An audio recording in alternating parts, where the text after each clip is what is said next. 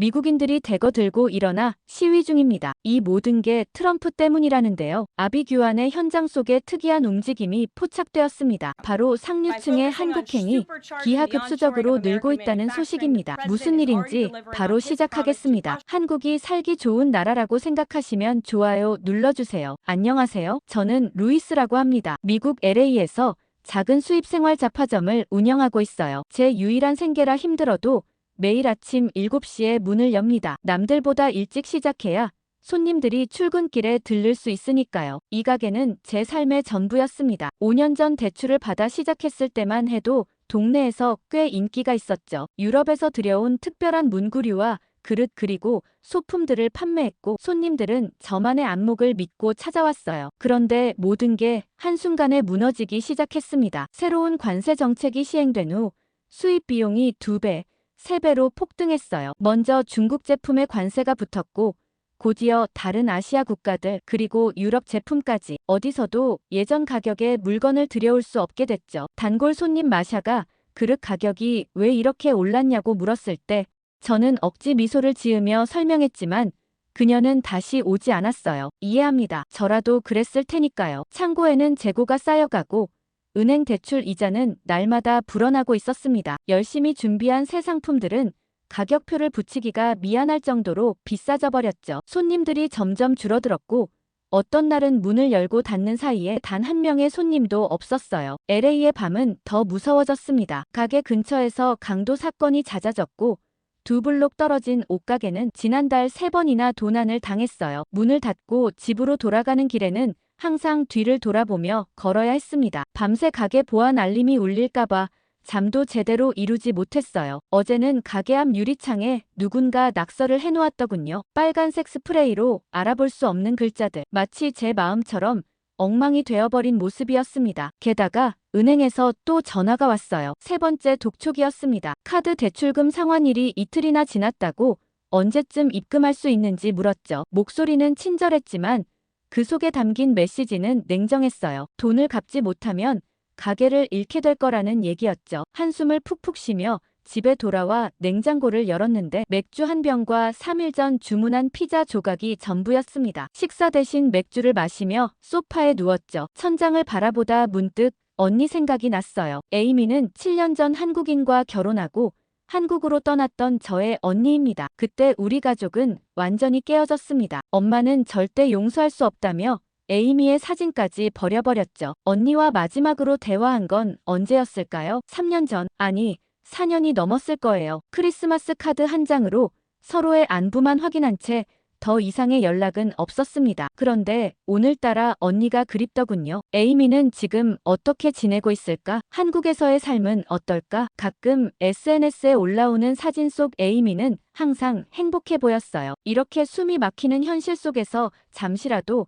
다른 세상을 상상하고 싶었던 걸까요? 손가락이 저절로 움직여 에이미에게 메시지를 보냈습니다. 잘 지내냐고, 오랜만이라고요. 전송 버튼을 누르고 나서야 정신이 들었어요. 시차를 계산해보니 한국은 지금 한밤중일 텐데 하지만 놀랍게도 거의 즉시 답장이 왔습니다. 루이냐고 정말 오랜만이라며 자기는 잘 지내고 저는 어떠냐고 물었어요. 에이미의 메시지를 받고 나서 몇 분 동안 어떻게 답장해야 할지 망설였어요. 오랜 시간 연락이 끊겼던 언니에게 갑자기 제 힘든 상황을 털어놓기는 뭐했거든요. 결국 그냥 잘 지낸다고 가게 일이 좀 바쁘다고만 간단히 답장했습니다. 근데 에이미는 제 말을 하나도 믿지 않는 눈치였어요. 곧바로 답장이 왔는데 제 인스타그램을 봤다면서 최근에 올린 게시물이 하나도 없다고 했죠. 예전엔 가게 물건들이나 음식 사진을 자주 올렸었거든요. 에이미는 뭔가 있는 게 분명하다며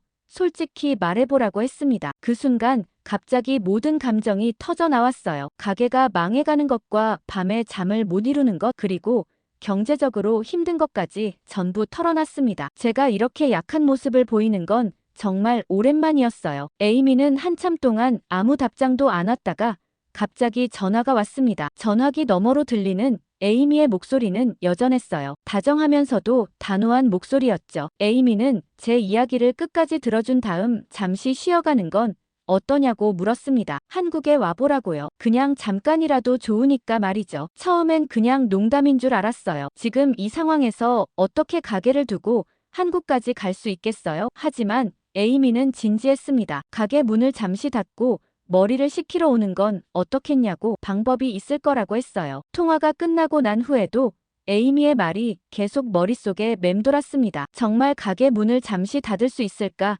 지금 이 상황에서 휴가라니 너무 비현실적이었어요. 하지만 한편으론 도망치고 싶은 마음도 컸습니다. LA의 이 답답한 현실에서 잠시라도 벗어나고 싶었거든요. 그런데 다음날 아침 가게 문을 열자마자 또 다른 나쁜 소식이 기다리고 있었어요. 지난달 매출이 최저치를 기록했다는 회계사의 메일이었죠. 이대로라면 2달 안에 문을 닫아야 할지도 모른다고 하더라고요. 그 메일을 읽으면서 갑자기 눈물이 났어요. 5년 동안 모든 것을 바쳐 일구어온 제 가게가 제 꿈이 사라질 위기에 처했다는 게 믿기지 않았습니다. 점심시간이 되었는데 손님은 단 한 명도 없었어요. 가게 앞거리도 평소보다 한산했습니다. 창밖을 멍하니 바라보다가 핸드폰을 집어들었어요. 다시 에이미에게 메시지를 보냈습니다. 진짜 한국에 가도 괜찮을지, 얼마나 머물러야 할지 물었어요. 에이미의 답장은 빨랐습니다. 일단 2주 정도 생각하면 어떻겠냐고, 가게는 잠시 리모델링 중이라고 공지하면 되지 않겠냐고 제안했어요. 그리고 1시간 후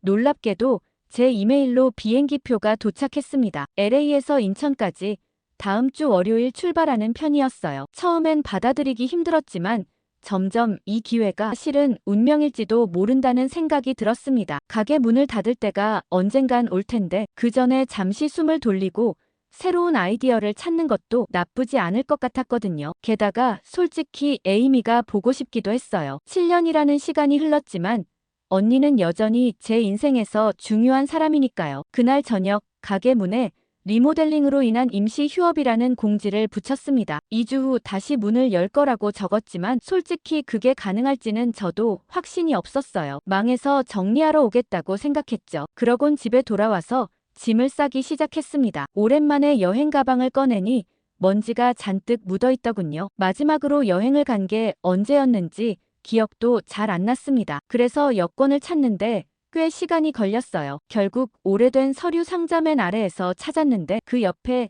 에이미와 함께 찍은 오래된 사진이 있었습니다. 대학 졸업식 날 찍은 사진이었어요. 에이미는 환하게 웃고 있었고 저는 뭔가 긴장한 표정이었죠. 그때는 미래가 이렇게 될 줄 몰랐습니다. 비행기 표를 확인하며 문득 엄마 생각이 났어요. 에이미가 한국으로 떠난 이후로 엄마와 에이미는 완전히 연락이 끊겼거든요. 제가 갑자기 한국에 간다고 하면 엄마는 뭐라고 하실까? 아마 크게 화내실 것 같았어요. 하지만 지금은 그런 걱정을 할 여유가 없었습니다. 일단 현실을 벗어나는 게 너무 좋았거든요. 가방을 다 싸고 나니 이상하게 마음이 가벼워졌어요. 마치 무거운 짐을 내려놓은 것 같은 느낌이었습니다. 오래된 메시지 하나가 제 인생을 갑자기 다른 방향으로 이끌어가고 있었어요. 그냥 와보라는 에이미의 간단한 초대가 제게는 구원의 손길처럼 느껴졌습니다. 13시간의 비행 끝에 인천공항에 도착했어요. 시차 때문인지 몸은 피곤한데 정신은 오히려 또렷했습니다. 비행기를 타기 전까지만 해도 이게 현실인지 꿈인지 구분이 안 됐거든요. 실제로 7년 만에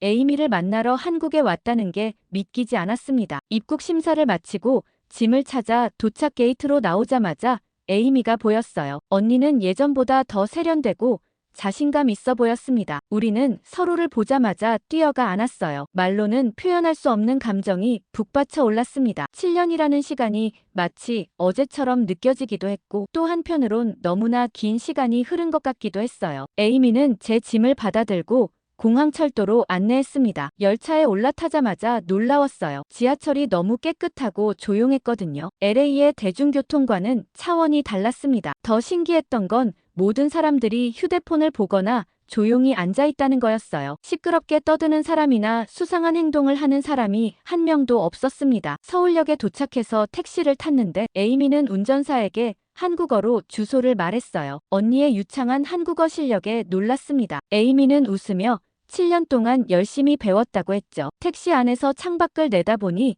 서울의 밤거리가 반짝였어요. 고층 빌딩들의 불빛과 네온 사인 그리고 질서정연하게 달리는 차들. LA와는 전혀 다른 분위기였습니다. 에이미의 아파트에 도착했을 때 이미 밤 10시가 넘었어요. 에이미의 남편 지훈 씨는 출장 중이라 다음날 만나게 될 거라고 했습니다. 아파트는 크지 않았지만 모던하고 깔끔했어요. 에이미가 게스트룸으로 쓰는 작은 방을 안내해줬는데 이미 침대가 준비되어 있었습니다. 너무 피곤했지만 시차 적응을 위해 조금 더 깨어있기로 했어요. 에이미는 간단한 야식을 차려왔습니다. 라면이랑 김치였는데 처음 먹어보는 한국 라면의 맛에 놀랐어요. 매콤하면서도 중독성 있는 맛이었습니다. 에이미는 웃으며 이건 한국 생활의 시작일 뿐이라고 했어요. 식사 후 에이미가 내일 일정에 대해 얘기했습니다. 먼저 근처 동네를 구경시켜주고 저녁에는 한국 전통 음식점에 가자고 했어요. 마치 우리는 며칠 전에 본 다정한 자매 같았죠. 잠자리에 들기 전 에이미는 제가 여기 와서 정말 기쁘다고 말했어요. 저도 마음속으로 같은 생각이었습니다. 다음 날 아침 창문을 통해 들어오는 밝은 햇살에 눈을 떴어요. 잠시 어디에 있는지 혼란스러웠지만 곧 한국에 와 있다는 사실을 기억했습니다. 침대에서 일어나 창밖을 내다보니 깔끔하게 정돈된 거리와 자전거를 타는 사람들과 출근하는 사람들이 보였어요. 그 광경이 너무 평화로워 보였습니다. 에이미는 이미 일어나 아침을 준비하고 있었어요. 한국식 아침이라며 밥과 된장국, 여러 반찬들을 차려놓았습니다. 처음 보는 음식들이 많았지만 의외로 입에 잘 맞았어요. 특히 김치는 전날 밤 먹었던 것보다 더 맛있게 느껴졌습니다. 식사 후 에이미와 함께 동네를 걸었어요. 한국의 아침은 놀라울 정도로 활기찼습니다. 작은 가게들이 문을 열고 학교에 가는 아이들과 출근하는 직장인들로 거리가 북적였어요. 그런데 LA와 달리 위험하다는 느낌이 전혀 없었습니다. 에이미는 한국이 세계에서 가장 안전한 나라 중 하나라고 설명했어요. 우리는 근처 카페에 들어갔습니다. 바리스타가 친절하게 맞아주었고 에이미는 저를 위해 한국 스타일의 카페라떼를 추천했어요. 커피를 마시며 창밖을 바라보는데 놀라운 광경을 목격했습니다. 믿기지 않았어요. 어떤 한국 여성이 자리에 핸드폰을 두고 화장실에 갔다는 것도 놀라운데 심지어 아무도 핸드폰에 손을 대지 않더라고요. LA였다면 상상도 할 수 없는 일이었습니다. 에이미는 제 표정을 보더니 웃으며 말했어요. 여기선 물건을 잃어버려도 거의 다 돌아온다고. 지갑이나 핸드폰을 분실해도 대부분 찾을 수 있다고 했습니다. 처음엔 믿기 힘들었지만 그날 하루 동안 여러 장면을 목격하면서 점점 이해가 됐어요. 저녁에는 에이미가 말한 전통 한식당에 갔습니다. 불고기와 된장찌개 그리고 각종 반찬들이 테이블 가득 차려졌어요. 처음 보는 음식들이 많았지만 모두 맛있었습니다. 식사 중에 에이미는 한국에서의 생활에 대해 더 많은 이야기를 해줬어요. 처음엔 적응이 힘들었지만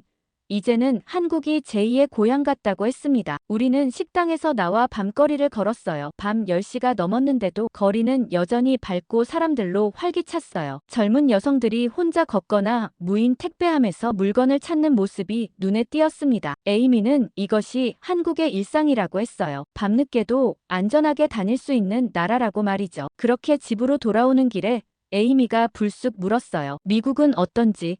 가게는 어떻게 되고 있는 건지 말이죠. 솔직히 대답하기 어려웠습니다. 하지만 에이미에게만큼은 솔직해지고 싶었어요. 모든 걸 털어놓았습니다. 관세 문제로 가게가 어려워졌고 이대로라면 문을 닫을 수도 있다고요. 에이미는 조용히 들어주었어요. 그리고 분명 새로운 방법이 있을 거라고 같이 생각해보자고 했죠. 그렇게 에이미의 집에서 이틀을 지내고 나니 시차 적응이 조금씩 됐어요. 저녁 식사 후 에이미가 산책을 나가자고 제안했습니다. 한국의 봄밤은 LA와 달리 선선했고 아파트 단지 주변 공원은 밤에도 사람들로 북적였어요. 여자들끼리 걷거나 운동하는 모습이 자연스러웠고 야간 조명도 밝아서 안전하게 느껴졌습니다. 걷는 동안 에이미가 갑자기 예전 얘기를 꺼냈어요. 7년 전 한국으로 떠나기로 결정했을 때 가족들의 반응, 특히 엄마의 격렬한 반대에 대해 물었습니다. 솔직히 그 질문은 예상하지 못했어요. 지금까지 우리는 그 얘기를 조심스럽게 피해왔거든요. 한국으로 떠나겠다고 했을 때 엄마가 보여준 반응은 정말 충격적이었다고 말했어요. 에이미의 한국인 남자친구를 만나본 적도 없는데 무조건 반대하셨고 심지어 아시아 남자와 결혼하면 가족에서 내쫓을 것이라는 말까지 하셨죠. 제가 당시에 어떤 입장이었는지 물었는데 그때 정직하게 대답하지 못했던 제 마음이 갑자기 북받쳐 올랐습니다. 솔직히 말하자면 저는 그때 어느 쪽 편도 들지 못했어요. 에이미의 결정을 이해는 했지만 엄마의 극심한 반대 앞에서 용기 내어 에이미 편을 들지 못했던 거죠. 그냥 둘 사이에서 겁이 났던 겁니다. 엄마는 제게 한국에 대한 부정적인 영상들을 보여주며 언니가 얼마나 위험한 결정을 하는지 강조했어요. 북한과의 갈등과 범죄 뉴스, 그리고 외국인에 대한 차별 이야기들까지. 그런 영상들을 보고 나니 저도 에이미가 걱정되긴 했습니다. 하지만 지금 와서 보니 그건 다 편향된 정보였어요. 실제로 한국에 와보니 엄마가 보여준 것과 전혀 다른 모습이었습니다. 오히려 미국보다 훨씬 안전하고 질서 있는 사회였어요. 에이미는 잠시 말없이 걷다가 예상치 못한 말을 했습니다. 사실 그때 제가 아무 말도 하지 않은 것이 가장 서운했다고요. 엄마가 어떻게 생각하든 자신의 선택에 대해 한마디라도 긍정적으로 해주길 바랐다고 했어요. 그 말을 듣는 순간 죄책감이 밀려왔습니다. 벤치에 앉아 솔직한 마음을 털어놨어요. 그때 저는 언니의 선택을 이해했지만 막상 가족이 갈라지는 상황에서 어떻게 해야 할지 몰랐다고요. 겁이 나서 그냥 침묵했던 거였습니다. 에이미가 떠난 후 엄마는 에이미의 흔적을 모두 지웠고 저는 그저 그 상황을 받아들였을 뿐이었어요. 에이미는 제 손을 잡으며 괜찮다고 말했습니다. 지나간 일을 후회해봐야 달라지는 건 없다고, 지금이라도 우리가 다시 만났으니 그걸로 충분하다고 했어요. 저는 고개를 저었습니다. 아니라고, 더 용기 있게 행동했어야 했다고, 엄마의 편견에 동조하지 말았어야 했다고 말했어요. 에이미는 미소 지으며 지금의 제 모습이 자랑스럽다고 했습니다. 어려운 상황에서도 용기 내어 한국까지 왔으니까요. 그리고 막상 와보니 한국이 어떤 곳인지 직접 볼 수 있게 되었다고, 그것만으로도 큰 변화라고 말했어요. 그 순간 문득 깨달았습니다. 에이미는 단순히 저를 돕기 위해 초대한 게 아니라 우리 사이의 오래된 상처를 치유하고 싶었던 거예요. 7년 동안 쌓인 오해와 후회를 풀고 싶었던 거였습니다. 공원 한 바퀴를 다 돌고 나니 어느새 눈시울이 붉어져 있었어요. 에이미도 마찬가지였습니다. 우리는 말없이 서로를 꼭 안았어요. 그 포옹 속에는 7년 동안 하지 못했던 모든 이야기가 담겨 있었습니다. 우리는 아파트로 돌아와 따뜻한 차를 마시며 옛날 사진들을 함께 봤습니다. 대학 시절 첫 번째 아파트로 이사했을 때, 제가 가게를 처음 열었을 때 그 시간들이 갑자기 너무 소중하게 느껴졌어요. 에이미는 그 사진들을 모두 간직하고 있었다며 7년 동안 한 번도 버리지 않았다고 했습니다. 침대에 누워 오늘 있었던 대화를 곱씹어봤어요. 그날 제가 용기를 냈더라면 우리 가족은 어떻게 달라졌을까? 에이미와 엄마 사이의 관계가 완전히 끊어지지 않았을까? 돌이킬 수 없는 과거지만 적어도 지금이라도 에이미에게 솔직한 마음을 전할 수 있어서 다행이라는 생각이 들었습니다. 창문 너머로 서울의 밤하늘을 바라보며 생각했어요. LA에 있었다면 지금쯤 가게 문을 닫고 불안한 마음으로 집으로 향했을 시간이었습니다. 하지만 지금 이 순간 마음이 이상하게 평온했어요. 오랫동안 품었던 무언가가 풀린 것 같은 느낌이었습니다. 그리고 다음 날 아침, 에이미의 남편 지훈 씨를 드디어 만났어요. 출장에서 돌아온 지훈 씨는 예상보다 훨씬 친근했습니다. 처음 만나는 사이임에도 마치 오랜 친구처럼 반갑게 인사해줬어요. 한국어와 영어를 자연스럽게 섞어 쓰는 모습이 인상적이었고 에이미를 바라보는 눈빛에서 깊은 애정이 느껴졌습니다. 아침 식사 자리에서 지훈 씨는 제 가게 상황에 대해 물었어요. 관세 정책으로 인한 어려움을 설명하자 진지하게 듣더니 자신이 다니는 물류 스타트업에서 비슷한 문제로 고민하는 기업들을 많이 만났다고 했습니다. 그러면서 오늘 에이미의 가게에 방문한 후에 서울의 한 플리마켓에도 들러보면 어떻겠냐고 제안했어요. 거기서 새로운 아이디어를 얻을 수도 있을 거라고 했습니다. 에이미의 가게는 생각보다 컴팩트했지만 세련된 분위기였어요. 물류와 유통을 연결하는 플랫폼을 운영하는 스타트업이었는데 직원들 대부분이 영어를 할 줄 알아서 의사소통에 어려움이 없었습니다. 에이미가 중간 관리자로 일하는 모습을 보니 새삼 대견하고 자랑스러웠어요. 미국에서는 볼 수 없었던 언니의 모습이었거든요. 점심시간에 에이미의 동료들과 식사를 했는데 한국의 회사 문화에 놀랐어요. 다들 편안하게 서로 의견을 나누고 상하 관계가 분명한 것 같으면서도 자유롭게 아이디어를 교환하는 모습이 인상적이었습니다. 에이미는 이게 바로 요즘 한국 스타트업의 문화라고 설명해줬어요. 오후에는 지훈 씨의 제안대로 서울 시내의 플리마켓을 방문했습니다. 홍대 근처의 한 건물 야외 공간에서 열리는 셀러들의 축제 같은 곳이었어요. 20대부터 40대까지 다양한 연령층의 셀러들이 각자의 제품을 판매하고 있었는데 특히 수공예품이나 특색 있는 생활용품들이 눈에 띄었습니다. 한 부스에서 천연 염색 스카프를 판매하는 젊은 여성과 대화를 나눴어요. 에이미가 통역을 해주었는데 그 셀러는 처음에는 취미로 시작했다가 SNS를 통해 인지도가 올라가면서 이제는 본업으로 삼고 있다고 했습니다. 특히 한국 정부에서 청년 창업자를 위한 지원 프로그램이 많아 창업 초기에 자본 부담이 적었다는 얘기가 인상적이었어요. 다른 부스들도 둘러보는데 문득 예전에 가게를 처음 열었을 때의 설렘이 떠올랐습니다. 자본금 모으느라 밤낮 없이 일하고 첫 인테리어를 위해 직접 페인트 칠을 했던 기억 그때는 모든 게 가능해 보였는데 언제부터인가 그런 열정이 사라져버렸던 것 같아요. 지훈 씨는 제 표정을 유심히 보더니 무언가 생각이 있는 것 같다고 물었습니다. 머뭇거리다가 솔직히 말했어요. LA에서의 가게는 이제 거의 포기 상태인데 이곳에서 본 에너지와 활기가 부럽다고요. 그러자 지훈 씨가 흥미로운 제안을 했습니다. 만약 한국에서 작게라도 다시 시작해보면 어떻겠냐고요. 처음엔 농담인 줄 알았어요. 한국어도 제대로 못하는 제가 여기서 사업을 하지만 지훈 씨는 진지했습니다. 자신의 회사와 연계해서 미국에서 구하기 어려운 아시아 제품들을 합리적인 가격에 수입할 수 있는 방법이 있다고 했어요. 관세 부담도 줄일 수 있는 방법을 알고 있다면서요. 에이미도 지훈 씨 의견에 동의했어요. 한국은 창업하기 좋은 환경이 갖춰져 있고 정부 지원 프로그램도 많으니 시작하기에 부담이 적을 거라고 했습니다. 게다가 외국인 창업자를 위한 특별 프로그램도 있다고 했어요. 잠시 상상해봤습니다. 만약 정말 한국에서 작은 가게를 연다면 LA의 골칫거리였던 높은 임대료와 치안 문제가 없는 곳에서 새로운 시작을 한다면 갑자기 가슴속에서 오래 잊고 있던 설렘이 되살아나는 것을 느꼈어요. 저녁에 에이미의 집으로 돌아와 세 사람이 함께 맥주를 마시며 이야기를 나눴습니다. 지훈 씨는 자신의 노트북을 펼쳐 실제로 해외 물류 비용과 관세 구조를 보여줬어요. 놀랍게도 한국에서 미국으로 직접 수출하는 것보다 한국에서 한국인을 대상으로 판매하는 게 훨씬 수익성이 좋을 수 있다는 걸 수치로 증명해 보였습니다. 에이미는 만약 제가 결정한다면 언제든 도울 준비가 되어 있다고 했어요. 한국에서의 생활 정착부터 사업자 등록까지 모든 과정을 함께 하겠다고 했습니다. 지훈 씨도 자신의 인맥을 통해 좋은 위치에 작은 상가를 알아봐 주겠다고 제안했어요. 처음엔 비현실적으로 느껴졌던 생각이 점점 구체적인 계획으로 변해가고 있었습니다. 사실 LA의 가게는 이미 위기 상황이었고 돌아가더라도 상황이 나아질 가능성은 낮았어요. 그렇다면 정말 새로운 시작을 해보는 건 어떨까 두근거렸죠. 그런데 며칠 후 지훈 씨는 출근 전에 자신의 회사 동료가 가지고 있는 작은 상가 정보를 알려줬어요. 워낙 실행력이 좋은 사람이라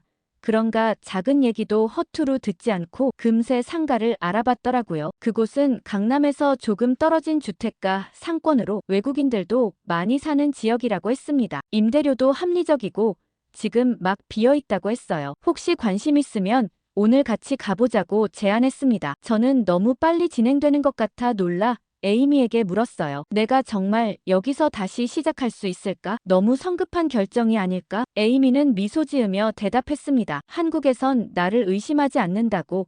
여기서는 내가 상상하는 것보다 훨씬 많은 것이 가능하다고요. 저는 처음으로 LA의 가게를 포기하고 정말 한국에서 새 출발을 하는 것을 진지하게 고려하기 시작했어요. 불안감도 있었지만 동시에 오랫동안 느끼지 못했던 희망과 기대감이 가슴속에서 솟아오르는 것을 느꼈습니다. 작게라도 다시 시작할 수 있을까? 그 질문에 대한 답이 점점 선명해지고 있었어요. 그렇게 지훈 씨가 알려준 상가를 보러 가기로 한 날 아침 갑자기 엄마한테서 전화가 왔어요. 오랫동안 연락이 뜸했던 터라 놀랐습니다. 화면에 엄마 이름이 떴을 때 심장이 쿵 내려앉는 느낌이었어요. 엄마는 제가 연락도 없이 가게 문을 닫고 어디 갔는지 걱정했다고 했습니다. 아마 단골 손님 중 한 명이 가게에 휴업 공지가 붙은 걸 보고 엄마에게 알렸나 봐요. 전화를 받고 처음엔 한국에 왔다는 말을 꺼내기가 망설여졌어요. 그냥 휴가 중이라고만 했죠. 하지만 엄마는 금방 눈치를 챈 것 같았어요. 제 목소리 톤이나 배경 소리가 평소와 달랐거든요. 결국 사실대로 말할 수밖에 없었습니다. 한국에 왔고 에이미와 함께 있다고요. 전화기 너머로 잠시 침묵이 흘렀어요. 엄마가 어떤 반응을 보일지 두려웠습니다. 7년 동안 에이미 이름조차 꺼내지 못했던 집안에서 제가 갑자기 한국에 와 있다는 건 거의 배신 행위나 다름없었으니까요. 예상대로 엄마의 목소리가 차갑게 변했습니다. 왜 하필 한국인지, 그것도 에이미를 만나러 갔는지 물었어요. 그 순간 용기를 내서 솔직하게 말했습니다. LA에서의 가게가 얼마나 힘든 상황이었는지, 도피처가 필요했는지, 그리고 생각보다 한국이 얼마나 안전하고 현대적인 나라인지에 대해서요. 엄마는 듣고 있긴 했지만 여전히 의심이 가득한 목소리였어요. 저는 에이미의 남편 지훈 씨 얘기도 했습니다. 처음 만났을 때 어땠는지, 얼마나 친절하고 다정한 사람인지, 또 제가 한국에서 새로운 가능성을 찾을 수 있게 도와주고 있다는 얘기도요. 하지만 엄마의 반응은 차가웠어요. 그냥 일시적인 감정에 휩쓸려 현실 감각을 잃은 거라며 곧 미국으로 돌아와야 한다고 했습니다. 그러면서 에이미 얘기를 다시 꺼내더군요. 아직도 내 언니 생각하면 배가 뒤틀린다고 했어요. 그때 제 마음속에서 무언가가 확 바뀌었습니다. 일주일 전에 저였다면 그냥 엄마 말에 맞장구 치고 화제를 돌렸겠죠. 하지만 이제는 달랐어요. 용기를 내서 제 생각을 분명하게 말했습니다. 저도 오랫동안 에이미를 이해하지 못했다고요. 한국에 간다는 결정이 너무 충동적이고 가족을 버리는 것처럼 느껴졌다고 했어요. 하지만 이곳에 직접 와보니 그동안 얼마나 많은 편견을 가지고 있었는지 깨달았다고 말했습니다. 한국은 엄마가 생각하는 그런 나라가 아니었어요. 오히려 미국보다 안전하고 시스템이 잘 갖춰져 있고 사람들이 서로를 존중하는 문화가 있었죠. 그리고 무엇보다 에이미는 단순히 가족을 떠난 게 아니라 자신의 삶을 살기 위해 용기를 낸 거였다고 말했어요. 그걸 이제야 이해했다고요. 엄마에게 이렇게 솔직하게 말한 건 정말 오랜만이었습니다. 엄마는 잠시 말이 없었어요. 아마 제가 이렇게 확고하게 자기 생각을 말하는 모습이 낯설었나 봐요. 그러다 한숨을 쉬며 말했습니다. 자기는 이해할 수 없다고,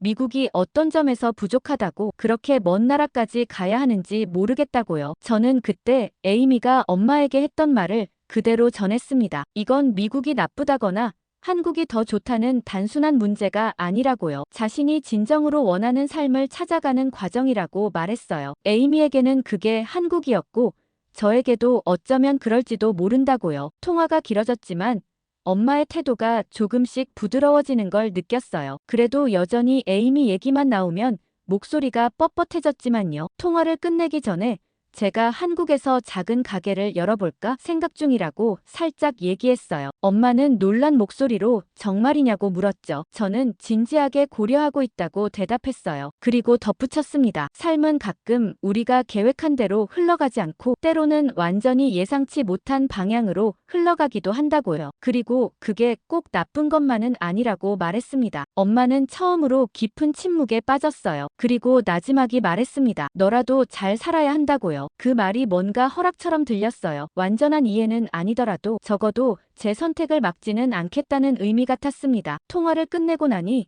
눈시울이 뜨거워졌어요. 7년 만에 처음으로 에이미 얘기를 엄마와 제대로 나눈 것 같았거든요. 완전한 화해는 아니었지만 작은 다리가 놓인 느낌이었습니다. 에이미가 방으로 들어와 괜찮냐고 물었어요. 저는 고개를 끄덕이며 엄마와 통화한 내용을 간략하게 말해줬습니다. 에이미도 눈시울이 붉어졌어요. 오랫동안 기다려온 순간이었나 봐요. 그날 오후 지훈 씨와 함께 상가를 보러 갔습니다. 서울 동쪽의 조용한 주택가 상권이었는데 외국인들도 꽤 많이 살고 있는 지역이라고 했어요. 작은 상가였지만 깔끔했고 위치도 나쁘지 않았습니다. 지하철역에서 가깝고 주변에 학교도 있어서 유동인구가 꾸준했죠. 그 공간을 보는 순간 갑자기 머릿속에 아이디어가 떠올랐어요. LA에서처럼 수입 생활용품만 판매하는 게 아니라 미국과 한국의 문화를 연결하는 공간을 만들면 어떨까? 미국에서는 흔하지만 한국에선 구하기 어려운 물건들, 또 반대로 한국의 특별한 물건들을 소개하는 곳이요. 저녁에 돌아와서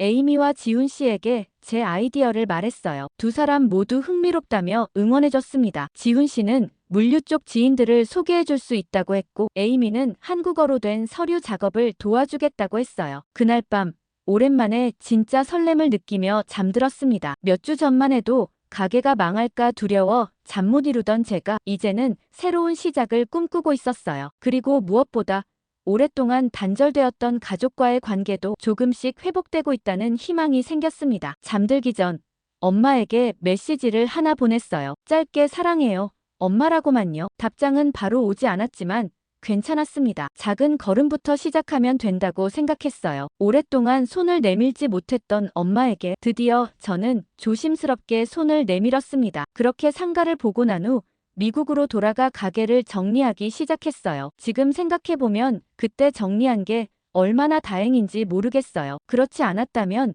빚이 엄청나게 쌓였을 거라 생각했거든요. 그곳에서 2달 동안 가게와 집을 정리한 다음 사업 자금을 들고 한국으로 향했습니다. 그리고 그때 받았던 상가를 계약했어요. 에이미와 지훈 씨의 도움으로 서류 작업이 생각보다 수월하게 진행됐습니다. 외국인이 한국에서 사업을 시작하는 게 쉬운 일은 아니었지만 지훈 씨의 지인들 덕분에 필요한 정보와 도움을 많이 받았어요. 가게 이름은 루이스 인 서울로 정했습니다. 미국과 한국을 연결하는 콘셉트를 담고 싶었거든요. 인테리어는 심플하게 했어요.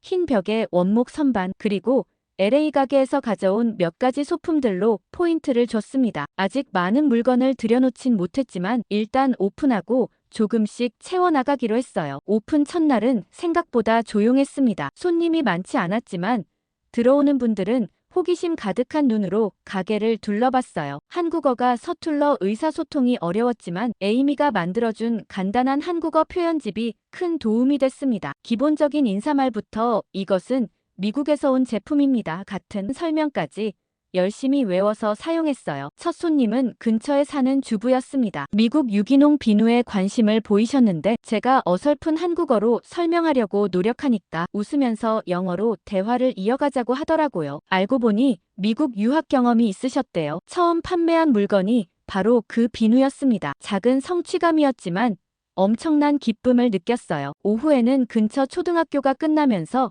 아이들이 몇몇 들어왔어요. 미국 과자와 캔디에 눈을 반짝이며 구경하더니 용돈을 모아 과자 하나를 사갔습니다. 영어로 물어보는 아이들도 있었는데 그럴 때마다 제가 답해주니 신기해하더라고요. 첫날을 마치고 문을 닫으면서 마음이 뿌듯했어요. 매출이 크지는 않았지만 시작이 반이라고 하잖아요. 집으로 돌아가는 길에 문득 LA의 가게를 떠올렸습니다. 그곳에서라면 지금쯤 뒤를 자주 돌아보며 불안하게 걸어갔겠죠. 하지만 서울에서는 밤늦게도 안전하게 걸을 수 있다는 게 여전히 신기했어요. 일주일이 지나고 조금씩 단골 손님이 생기기 시작했습니다. 주로 외국인들이나 해외 생활 경험이 있는 한국인들이었어요. 그러면서 자연스럽게 한국어도 조금씩 늘어갔어요. 그리고 그날 밤 오랜만에 엄마에게 전화를 걸었어요. 가게 상황을 자세히 얘기하진 않았지만 한국에서 잘 지내고 있다고 말씀드렸습니다. 엄마의 목소리는 여전히 조금 서툴렀지만 예전처럼 차갑지는 않았어요. 그러다 엄마가 뜻밖의 말씀을 하셨습니다. 여름 휴가 때 한국에 와볼까 생각 중이라고요. 놀라움을 감출 수 없었어요. 처음으로 괜찮다는 말을 진심으로 느끼며 제 자신에게 해주었습니다. 모든 게 완벽하지 않아도 실패를 두려워하지 않아도 새로운 시작을 해도 괜찮다고요. 그날 밤 창문으로 서울의 밤하늘을 바라보며 생각했어요. 가끔은 무너져야 다시 세울 수 있는 법이라고요. 한국의 괴물 미사일이요. 고작 장난감 같은 거 만들어 놓고 되게 난리치네요. 국군의 날 공개된 한국의 비밀병기 현무 5를 보고 망언을 하고 있는 중국인데요. 극찬하는 외국 반응과는 상반된 모습을 보여주고 있습니다. 현무 5 이전 기술만으로도 충분히 뛰어난 국방력을 보여줬다는 평가를 받고 있었는데 최근 현무5 공개와 더불어 해외 밀리터리 커뮤니티에서 화제가 되고 있는 글 하나가 있습니다. 캐나다의 대학에서 한국은 냄비 근성 때문에 어차피 전쟁을 해도 못 이길 거라는 중국인 유학생의 발언에 시원하게 한방 날린 폴란드 유학생의 글이 인기를 끌고 있는데요. 이 폴란드 유학생은 한국과 특별한 사연이 얽혀 있다고 합니다. 얼마 전 토론토 대학교의 군사학 교수로 임용된 마가렛이에요. 저의 오랜 꿈이었던 교수가 되어 학생들 앞에 서게 되다니 얼마나 이 순간을 기다려왔는지 모르겠습니다. 제가 교수가 될 수 있었던 건 다 한국 덕분인 것 같아요. 그 이유는 대학원 때 썼던 한국 전쟁에 대한 논문을 인상 깊게 보신 토론토 대학 학장님께서 저를 강력하게 추천하셔서 교수로 임용될 수 있었거든요. 나중에 알게 된 사실이지만 학장님께서 한국의 6.25 전쟁에 굉장히 관심이 많으셔서 집에 모아둔 전쟁 유물들은 거의 박물관급으로 엄청난 컬렉터라는 얘기가 있을 정도로 한국 전쟁을 연구하시는 분이셨죠. 교수로 임용되고 학기가 시작되기 전 저는 즐거운 마음으로 제 방을 정리하고 학장님께 인사를 드리러 갔어요. 학장님 방에 들어서자마자 저는 깜짝 놀랐습니다. 과연 소문대로 학장님 방에는 한국 전쟁 관련 유물들이 가득했죠. 가격을 매길 수 없을 정도로 정말 귀중하고 역사적 가치가 있는 유물들이었어요. 학장님은 저를 반갑게 맞이해 주시며 저의 논문이 꽤나 인상적이었다며 직접 한국에서 DMZ를 답사해봤다고 하던데 사실이냐고 물어보셨죠. 저는 실제로 6개월간 한국에 머물며 DMZ 일대를 직접 답사했던 경험이 있다고 말씀드렸어요. 그러자 학장님께서는 매우 흥미롭게 제 얘기를 경청해 주셨어요. DMZ의 분위기는 어땠는지, 남북한의 긴장감이 실제로 느껴졌는지 등 구체적인 질문들을 쏟아내셨죠. 저는 판문점에서 느꼈던 긴장감, 철책선을 따라 늘어선 감시 초소들, 그리고 역설적이게도 DMZ에 형성된 독특한 생태계에 대해 상세히 설명해 드렸습니다. 그러자 학장님께서는 눈을 반짝이시더니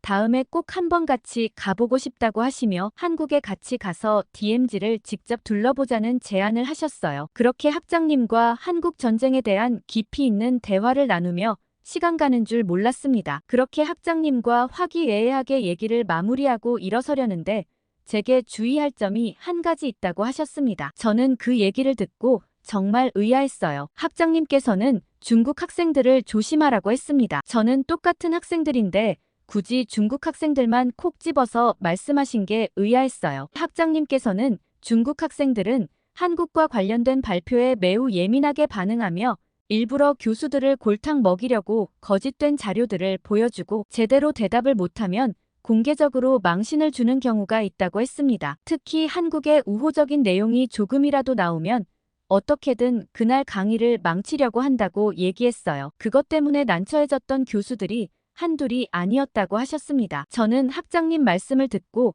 굳이 그 학생들이 그렇게 하는 이유가 궁금했죠. 한국에 대한 열등감 때문일까 싶었습니다. 사실 중국은 땅덩어리도 크고 인구도 많은데 굳이 열등감을 느낄 필요가 있을까 의아했습니다. 굳이 한국을 비하하는데 혈안이 되어 수업을 망칠 필요까지야 없지 않나 싶었죠. 아무튼 제게 주의할 점을 미리 알려주셔서 감사하다고 말하고 학장님 방을 나왔어요. 사실 중국 학생들이 어떤 거짓 자료로 회방을 놓아도 큰 상관은 없다고 생각했어요. 저는 한국에 6개월이나 살았던 경험이 있고 한국 도자기를 연구하면서 한국 대학원생들이나 연구원들과도 꽤 많은 교류를 했거든요. 처음엔 연구 목적으로 간단히 미팅만 몇 번 할 예정이었는데 한국 사람들은 정말 친절했고 좋은 사람들이었기 때문에 지금까지도 연락하고 지내는 각별한 사이가 되었죠. 저도 공부다 여행이다 해서 이런저런 나라를 많이 가보기도 하고 각 나라의 연구원들과 미팅을 하는 경우도 굉장히 많아요. 그런데 한국 사람들은 모두 정이 많고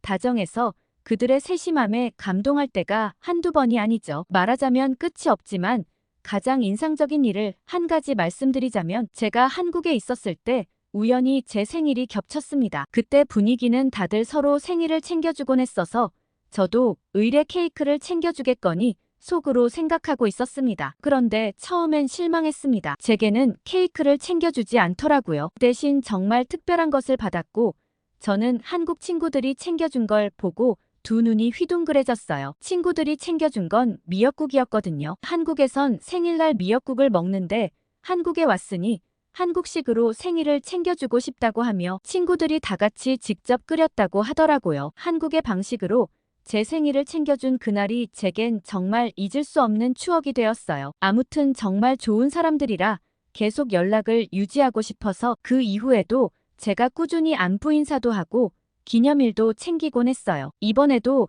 제가 교수 임용되었다는 사실을 알리자마자 다들 정말 축하한다며 캐나다에 초대해주면 제가 좋아하는 바나나 우유를 잔뜩 싸들고 가겠다는 얘기를 했습니다. 학기가 마무리되면 친구들을 초대하기로 약속하고 저는 부지런히 강의 준비를 했죠. 첫 학기에는 아시아의 군사 문화를 주제로 강의를 열었습니다. 초임 임용된 교수라 학생들이 과연 수강 신청을 많이 해줄까 걱정했지만 걱정이 무색하게 강의는 순식간에 마감되었습니다. 조교에게 물어봤더니 제가 한국 전쟁을 주제로 쓴 논문이 학회에서 워낙 유명했기 때문에 아시아의 군사 역사에 관심 있는 학생들이 많이 신청했다고 합니다. 심지어는 인원을 더 열어달라는 요구도 있었다고 했죠. 생각보다 아시아 군사 문화에 관심이 있는 학생이 많다는 점에 뿌듯했습니다. 그렇게 학생들과 시작한 수업은 순조롭게 진행되었습니다. 그런데 얼마 전 제 심기를 크게 건드린 학생이 한 명 있었죠. 그때 수업은 8월 12일에 열린 러시아 국방부가 주관하는 국제첨단무기박람회 아미 2024 행사에서 가장 인상 깊었던 기술을 꼽고 그 나라의 우수한 군사기술에 대해 간단히 발표하는 내용이었어요. 북한을 포함해 83개 국가대표단과 120여 개 업체들이 참여할 정도로 아무래도 군사기술 쪽에선 워낙 세계적인 행사다 보니 학생들도 그 전시에 대해 굉장히 관심이 많았고 직접 참여하기 위해 모스크바까지 다녀오는 학생들도 있었어요. 물론 저도 다른 교수님들과 함께 참석하고 왔죠. 제가 인상 깊었던 박람회를 학생들도 재밌게 봤을지 궁금했습니다. 드디어 과제를 발표하는 날 한 학생이 제일 먼저 발표하겠다고 손을 번쩍 들었습니다. 류타오라는 중국 남학생인데 학장님 말씀이 번뜩 떠올랐지만 그간 아무 문제 없었기 때문에 먼저 발표하도록 했죠. 타오는 중국의 최신 스텔스 전투기인 J-21웅이 가장 인상 깊었다고 했습니다. J-22 미국의 F-22와 F-35에 견줄 만한 성능을 갖추고 있으며 특히 레이더 회피 능력이 뛰어나다고 말했죠. 거의 항공 군사력의 혁신이라 칭송했습니다. 저 역시 그 전투기의 성능을 좋게 평가했기 때문에 거기까지는 큰 문제가 없었어요. 저는 아미 2024에서 인상 깊은 무기를 골랐으니 이제 중국의 우수한 군사기술에 대해 얘기해보라고 했죠. 그런데 타오는 갑자기 한국의 무기와 비교하겠다고 했습니다. 그러면서 한국 무기를 비하하는 듯한 말을 하기 시작했습니다. 중국의 J-20 스텔스 전투기는 세계 최고 수준입니다. 반면 한국의 KF-21은 아직 개발 중이고 성능도 중국 전투기에 크게 미치지 못할 게 뻔하죠. 게다가 한국은 독자 개발이 아니라 외국 기술에 의존하고 있어요. 늘 기술 강국이라 자랑하면서 막상 기술이 없어 외국 기술에 의존하는 게 허세만 가득하다는 생각이 든다고 얘기하더라고요. 저는 타오의 행동에 벙쪄 일단 중단시켜야겠다고 생각하고 있는데 타오는 쉬지 않고 떠들었어요. 바로 미사일을 비교하기 시작했습니다. 중국의 둥펑 41은 사거리가 12,000km가 넘는 대륙간 탄도미사일이에요. 하지만 한국의 현무미사일은 사거리도 짧고 정확도도 떨어지죠. 한국이 아무리 기를 써도 솔직히 아직은 중국의 기술력을 따라올 수 없는 것 같아요. 한국도 아마 그걸 알 건데 애써 숨기기 급급한 모습이죠. 대표적으로 구남 쪽은 한국이 명함도 못 내밀잖아요. 이순신 얘기하면서 조선업이 세계 최강이라는데 지금 한국 거제도를 비롯한 조선소들 다 문 닫게 생겼잖아요. 중국의 구축함은 배수량이 13,000톤에 달하는 대형 구축함인 반면 한국의 세종대왕급 구축함은 7,600톤에 불과하죠. 이건 뭐 중국이 너무 압도적이니 규모나 활용면에서 비교가 안 돼요. 타오의 일방적인 비교와 한국 무기에 대한 폄하는 점점 도를 넘어서고 있었습니다. 저는 그의 발표를 어떻게 중단시켜야 할지 고민하고 있었죠. 그러면서 타오는 한국의 가짜 소문에 속지 말고 진짜 현실을 직시하면 좋겠다고 얘기했어요. 한국은 언론 플레이만 화려하게 할 뿐 실속은 없는 나라라고 했죠. 저는 타오의 근거 없는 비난에 말을 끊으며 거짓 정보가 가득한 개인 과제는 다시 해오는 게 좋겠다고 얘기했습니다. 그러자 타오는 갑자기 불같이 화를 내며 교수님이 거짓 정보인지 아닌지 어떻게 아냐고 했습니다. 저는 논문을 쓰기 위해 6개월간 한국에 살았던 적이 있다고 얘기했죠. 순간 타오는 당황한 듯 보였지만 그래도 제 말이 틀린 건 아니지 않냐며 교수님도 인정할 건 인정하라고 얘기했죠. 학생과 이렇게 논쟁을 하고 싶진 않았지만 타오의 잘못된 정보를 학생들이 그대로 인식하게 할 순 없었습니다. 그리고는 바로 타오의 말에 반박했죠. 앞서 말했던 J-22 우수한 전투기인 것은 맞지만 절대 KF-21을 무시할 수준은 솔직히 아니죠. 잘 모르나 본데 KF-21은 J-20보다 더 작고 가벼워 기동성이 뛰어나 근접 공중전에서 큰 장점으로 활용됩니다. 게다가 개방형 아키텍처를 이용해 추후 언제든 업그레이드가 가능하고요. 반면 J-20은 폐쇄적이라 재활용하기가 어렵죠. 이는 설계 단계부터 추후 업그레이드를 고려한 한국 사람들의 재치가 돋보이는 점이라 볼 수 있어요. 게다가 KF-21은 최신 AESA 레이더를 탑재해서 탐지나 추적에서 압도적인 우위에 있는데 J-20 레이더는 솔직히 레이더가 제대로 기능을 하려나 의문인 거 아닌가요? 그리고 한국 기술을 다 외부에서 가져온다고 하는데 KF-21 개발 과정에서 항공기 동체의 88%를 국내에서 생산했고 핵심 기술들을 자체 개발했죠. 한국 기술력을 오히려 다른 나라에서 역수출하는 상황이에요. 제 설명을 들은 학생들은 잽이 안 되는 J-20을 가지고 잔뜩 자랑을 늘어놓은 타오를 이상한 눈으로 쳐다봤어요. 그러자 갑자기 한 학생이 손을 들었습니다. 그 학생은 폴란드 학생이었는데 현무 시리즈에 대해 관심이 많아 현무 시리즈는 자기가 설명하면 안 되겠냐고 얘기했죠. 저는 얼마든지 좋다며 그 학생에게 현무 시리즈에 대한 설명을 부탁한다고 얘기했어요. 둥펑 41의 사거리가 긴 것은 인정합니다. 하지만 정확도와 다양성에선 현무 시리즈에 비할 바가 아니죠. 솔직히 중국 무기 발주 넣는 나라가 없지 않나요? 라고 얘기하며 우리 폴란드에서는 한국 방산을 꽤나 높게 치고 있으며 현무 이씨의 경우 사거리가 800km로 그 자체만으로 한반도 전역을 커버할 수 있으며 정확도가 5m 이내로 매우 뛰어나죠. 솔직히 이거 따라올 나라는 없다고 봅니다. 게다가 현무 3시 순항 미사일은 1500km의 정확도가 1에서 2m로 전술적인 면에서 압도적인 우위에 있어요. 그리고 제가 지금 기대하는 건 곧 공개될 현무5인데 이미 현무4에서도 압도적이거든요. 현무4 미사일은 탄두 중량이 2톤에 달해 세계 최강의 재래식 탄도 미사일로 평가받고 있는데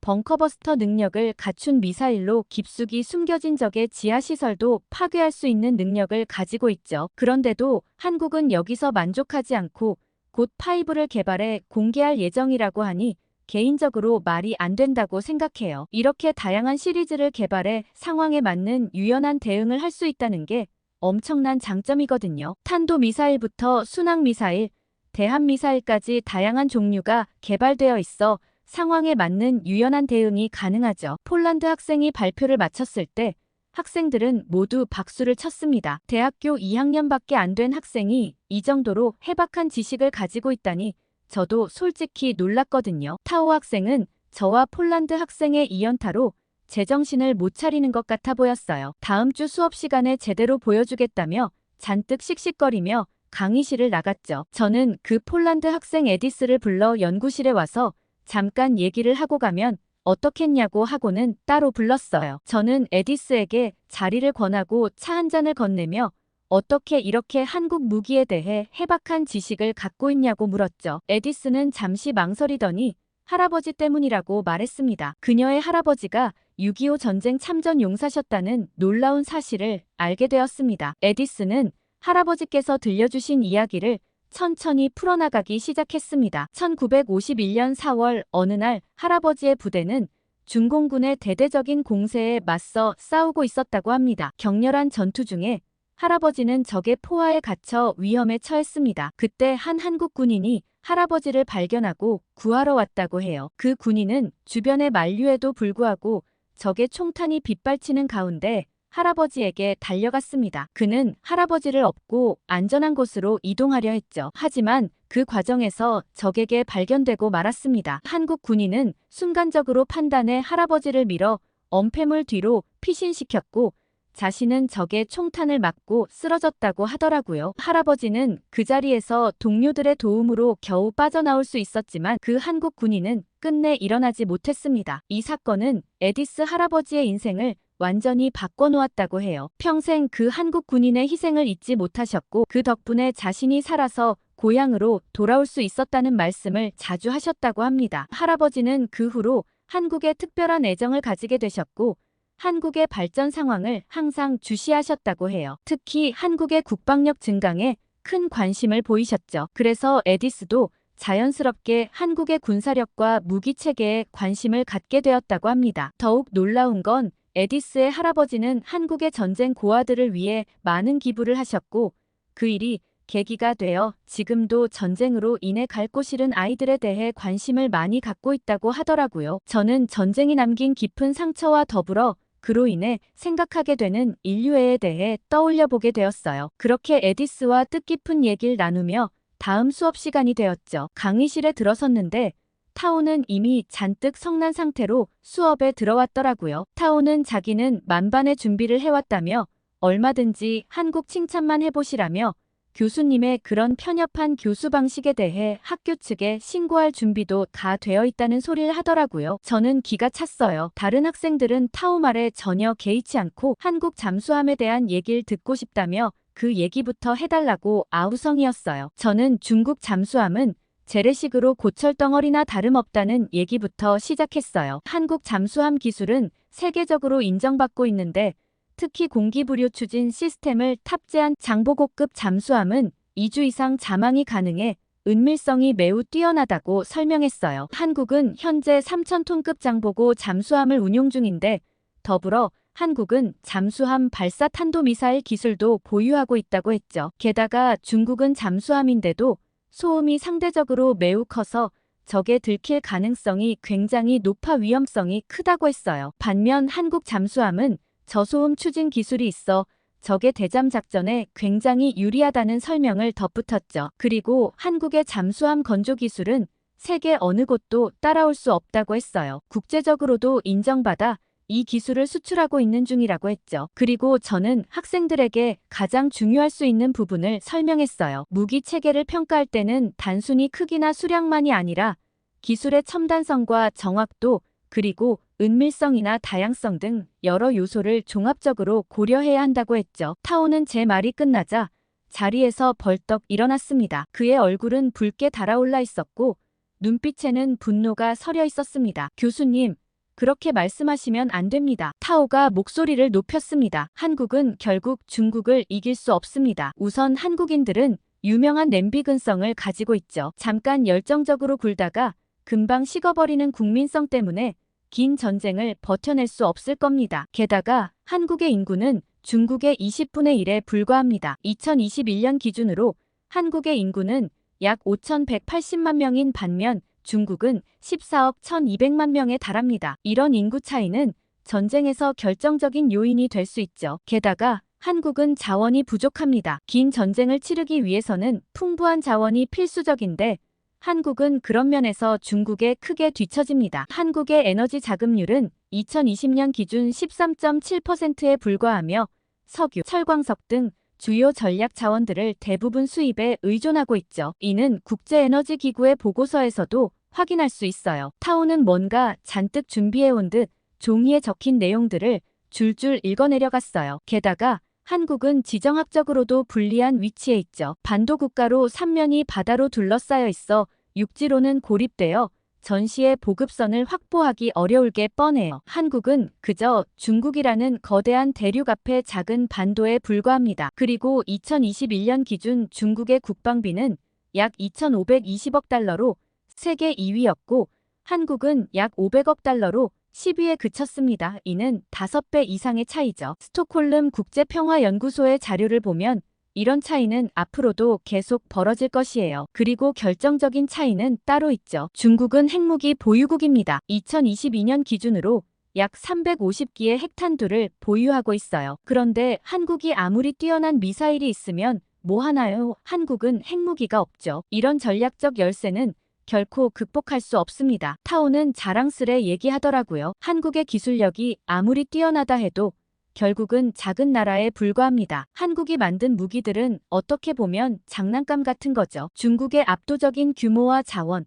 그리고 전략적 우위 앞에서는 아무런 의미가 없어요. 결론적으로 한국의 군사력이 아무리 발전했다 해도 중국의 압도적인 국력과 군사력을 당해낼 수 없습니다. 이는 단순한 수치 비교만 봐도 명확합니다. 교수님께서 말씀하신 몇 가지 무기의 우수성만으로는 이런 근본적인 차이를 극복할 수 없습니다. 한국은 그저 중국의 변방 국가일 뿐입니다. 타오의 발언이 끝나자 강의실은 다시 한번 긴장감이 감돌았습니다. 학생들은 호기심 어린 눈빛으로 저를 바라보며 제 반응을 기다리고 있었습니다. 타오는 군사력을 단순히 숫자와 규모로만 판단하고 있더라고요. 현대 전쟁에서는 질적인 요소가 양적인 요소만큼 때로는 그 이상으로 중요하다는 걸 간과하고 있었어요. 저는 차분히 말을 시작했습니다. 우선 한국군의 운용 능력과 전략은 세계 최고 수준입니다. 2022년 글로벌 파이어파워 지수에 따르면 한국군은 세계 6위의 군사력을 보유하고 있습니다. 이는 단순한 병력수나 무기의 양이 아닌 전략적 운용 능력을 종합적으로 평가한 결과이죠. 게다가 한국군의 훈련 수준은 세계적으로 인정받고 있습니다. 매년 실시되는 한미연합훈련은 그 규모와 수준에서 세계 최고로 평가받고 있죠. 특히 2021년 실시된 KCTC 훈련은 미군 관계자들도 경악할 수준이었어요. 그리고 한국이 결정적으로 우수한 점 한 가지는 한국의 예비군 제도 때문이에요. 한국 예비군은 세계에서 가장 강력하죠. 한국의 약 300만 명에 달하는 예비군은 언제든 현역으로 전환할 수 있는 상태를 유지하고 있습니다. 2019년 스위스 크레딧 스위스 연구소의 보고서에 따르면 한국의 예비군 체계는 이스라엘과 함께 세계 최고 수준으로 평가되고 있거든요. 그런데 무엇보다 무서운 점은 따로 있어요. 바로 한국군의 사기와 애국심이죠. 이는 역사적 경험과 문화적 배경에서 비롯된 것으로 단순한 수치로는 측정할 수 없는 요소예요. 만약 전쟁이 났을 때